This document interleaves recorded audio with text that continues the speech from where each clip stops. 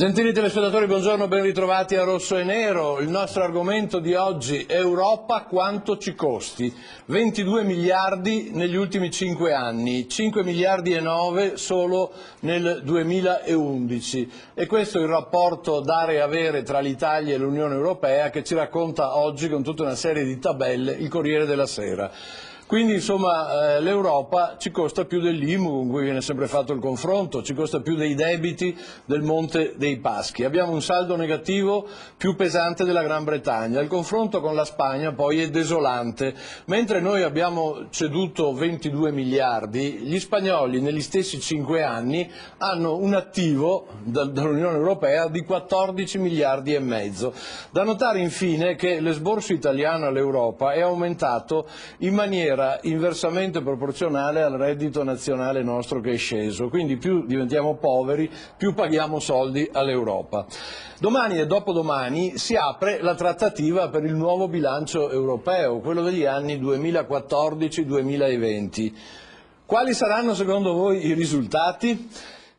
Eccoci qui, allora questi costi dell'Europa. Pizzati, Indipendenza Veneta cosa dice? Dentro o fuori questa Europa che ha questi costi per il nostro Paese?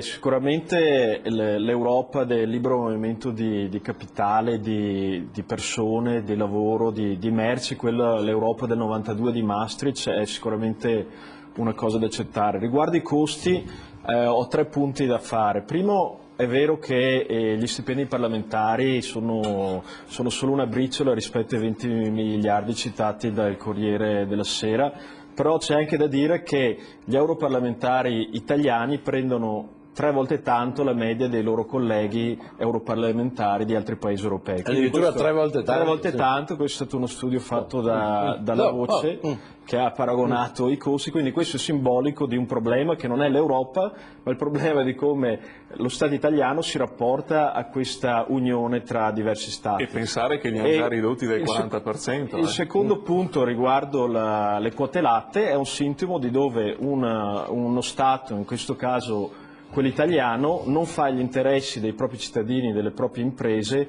nell'ambito europeo.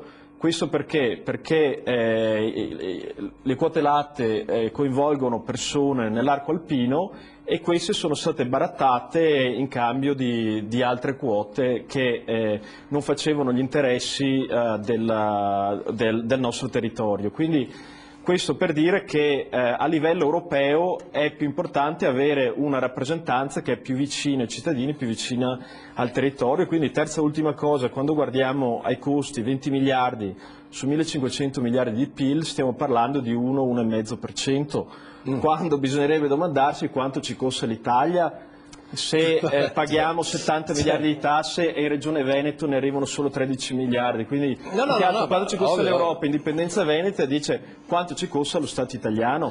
Andiamo per contare di più in Europa. D'altra parte, ripeto, insomma, oggi tutti quanti mi pare danno per scontato che è vantaggioso restare in Europa, però forse dovrebbe essere aperta anche una discussione sui vantaggi e gli svantaggi, fare un confronto, insomma. Eccoci qui, gentili telespettatori, i costi dell'Europa. Volevo tornare un momento anche da Pizzati. Mi pare di capire che voi siete a favore di un'Europa intesa come libera circolazione delle persone, ma non con tutti questi vincoli, insomma, cioè vorreste un'Europa più...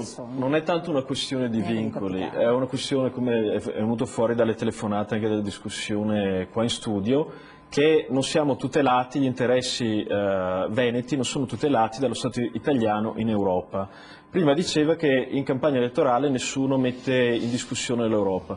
Questo non è vero, le faccio l'esempio di quanto è già successo, sta succedendo in altri posti dell'Europa, la risposta che l'Unione Europea ha dato alla Scozia.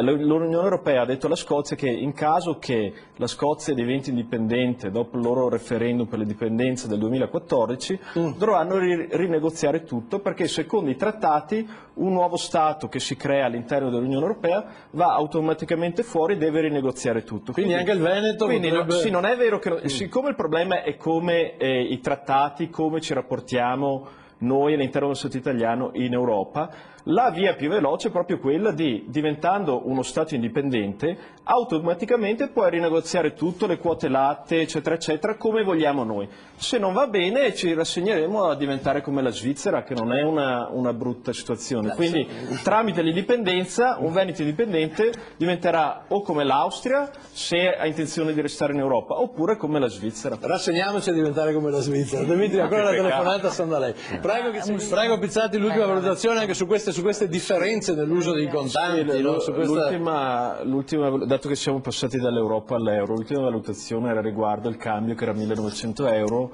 se fosse stato di meno saremmo stati tutti più ricchi.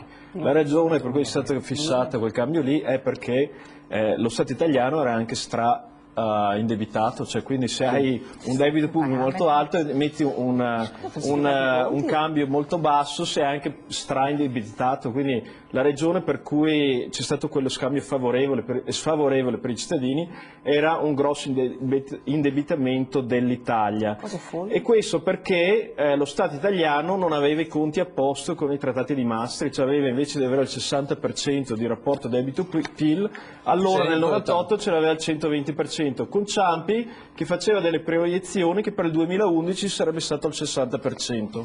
La ragione per cui entrare nell'euro ha creato degli svantaggi è perché, tassando anche gli italiani, si è entrati con i conti non a posto.